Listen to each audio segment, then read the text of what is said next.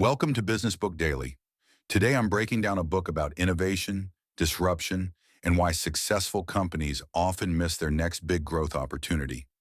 I'll cover the big idea, the practical business lesson, and three sharp insights you can use right away. Let's get into it. But first, a word from our sponsor. Want to sell more without adding fixed payroll? A lot of smart operators hire commission-only reps, experienced sellers who get paid only when they produce results. If that sounds like a smarter way to scale, post your opportunity at commissiononly.com.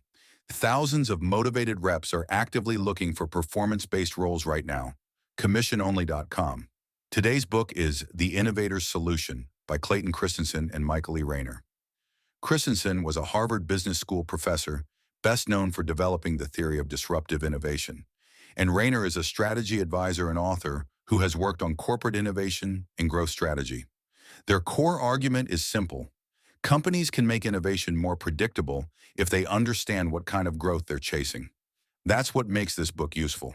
A lot of companies try to grow by improving what they already sell to the customers they already know. That feels safe, but it can trap them. When a company only listens to its best customers, it often keeps adding features, complexity, and cost. Eventually, the product becomes more advanced than many customers actually need. That opens the door for a simpler, cheaper, more convenient competitor. The book makes a clear point. Strong companies don't usually fail because they're stupid. They fail because they keep doing what used to make them successful. Instead of only asking, how do we make our product better? Leaders should ask, who is struggling to get a job done? And what simpler solution would help them make progress? One of the strongest ideas in the book is that disruption often starts below the main market. New competitors usually don't begin by serving the best customers in an industry. They often start with people who are ignored, priced out, or willing to accept a simpler product. At first, that solution may look weak, but if it's cheaper, easier, or more convenient, it can gain a foothold, improve over time, and become a serious threat. Another key lesson is that the best growth markets are often built around non-consumption. Non-consumption means people aren't using a product because it's too expensive, too complicated, or too hard to access. These can be better growth opportunities than fighting strong competitors for the same customers. A company can create a new market by making something easier for people who couldn't participate before. The book also explains that customers hire products to do a job. People don't simply buy products. They use them to make progress in a situation.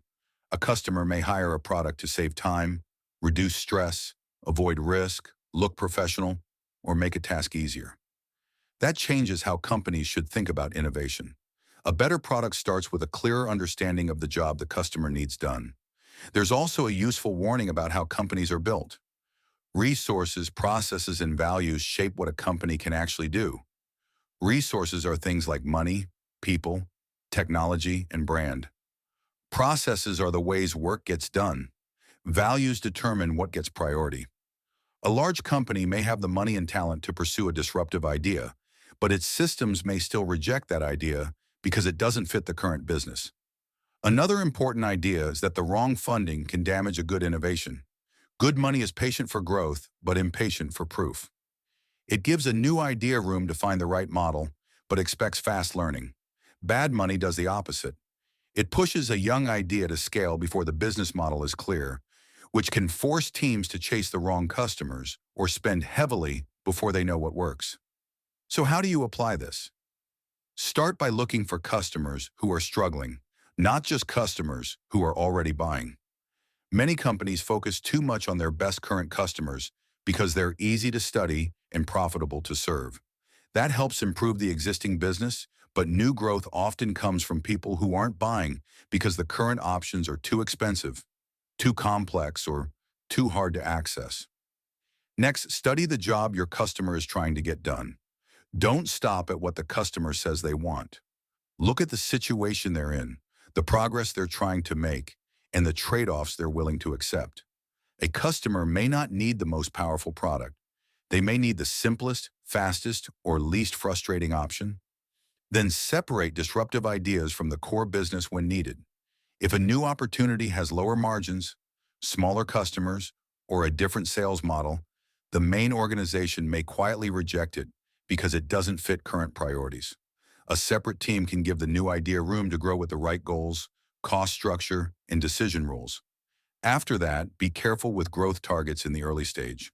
A new idea needs pressure to learn, but too much pressure to scale can break it.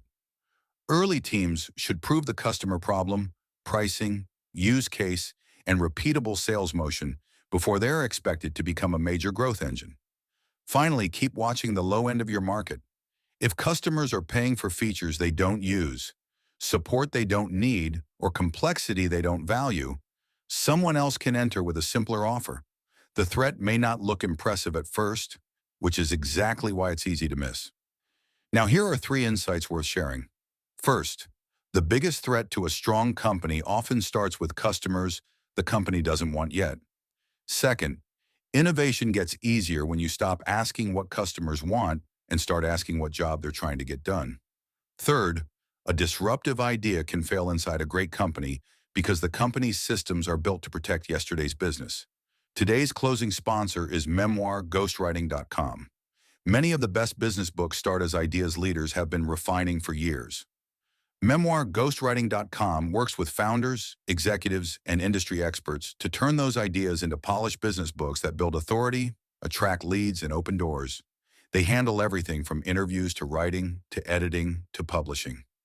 If there's a book in your head that should already be helping your business, learn more at memoirghostwriting.com. That's it for today. See you next time.